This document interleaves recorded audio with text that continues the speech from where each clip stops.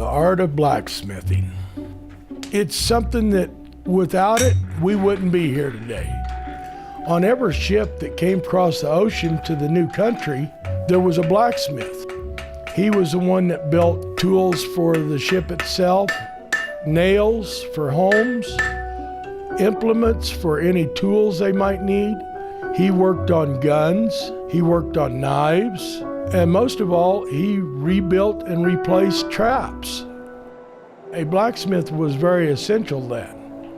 And we got our name Blacksmith because of the working with the black iron. And I still work with it today, you know. Working with metal and working with my hands is, I don't know, it's intriguing to see what you can build. Because most people look at an item and they see a finished product.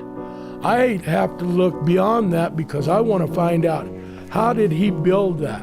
You know, so I have to start with a raw piece of material and do all my shape work and bending and twisting and drifting a hole in it to figure out how he got to that finished product. My family's always been blacksmiths. We can trace our lineage back to about 1400. Very wealthy back then. Not so much nowadays. There's more fabrication and electric welding that people do, so it's cheaper for them to go there. But if somebody wants something traditional, people will have to come to me again. I know the old ways. Not all of them, I'm still learning them. And I've been doing this for 25 years.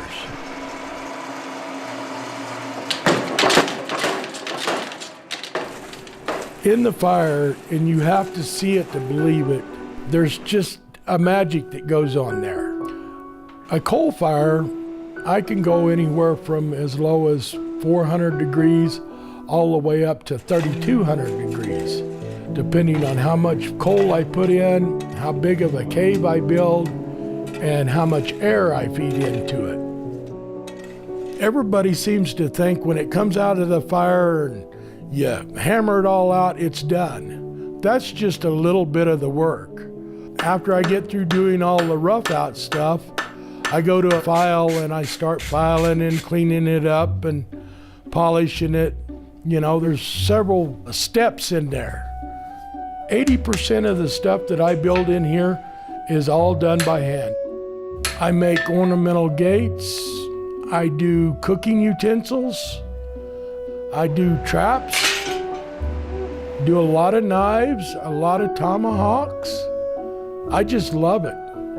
My equipment is from the early to mid 1800s all the way up to the present day. It works well, but do you see anything that says China on it? Very little of my stuff says China on it. They couldn't build the quality that we've got.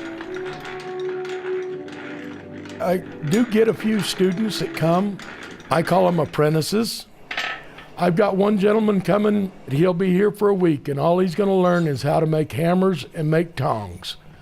And he's an old trapper, and we can have a little bit of friendship that way.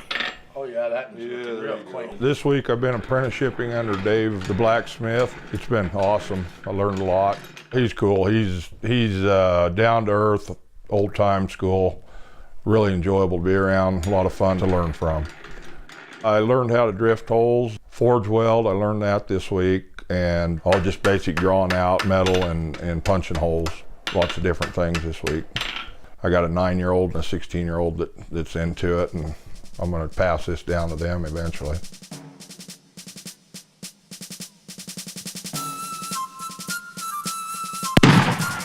Every weekend in the United States, you can go someplace here to a Mountain Man event. We do all sorts of them. We just love it. We love the people there. It's like one big happy family. And I used to do that with my dad or my grandpa. It brings back memories. I'm Nina Leniger, and I'm Dave's wife.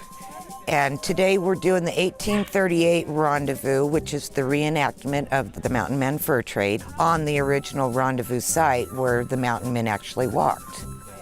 We enjoy the reenactment because it brings history alive.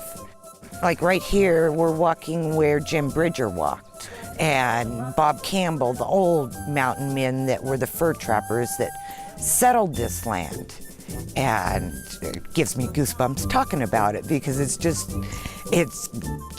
bringing history alive so it doesn't get lost. Because if we forget it, then it's gone. And we don't want that. Blacksmithing is in his blood. He just enjoys working with the metal, and until he gets to a certain point, he doesn't know what it's going to look like, but he lets the metal tell him what it's going to be. And he loves it, and that's been his dream. We get to live the dream. For us, this is the dream. For other people, no, not so much. But for us, this is the dream. I enjoy working with my hands. That's the greatest thing in the world, to look in that fire and be able to see a piece of metal talk to you. I'm not an artist, I'm a craftsman. The difference is as an artist, he does it one time. I can do it 100 times and come out with the same results. This is Dave, and this is LKF Blacksmithing, and if you need some iron beat to hell, come and see me. Or if you'd like to beat the hell out of some iron, come and see me. We can arrange it.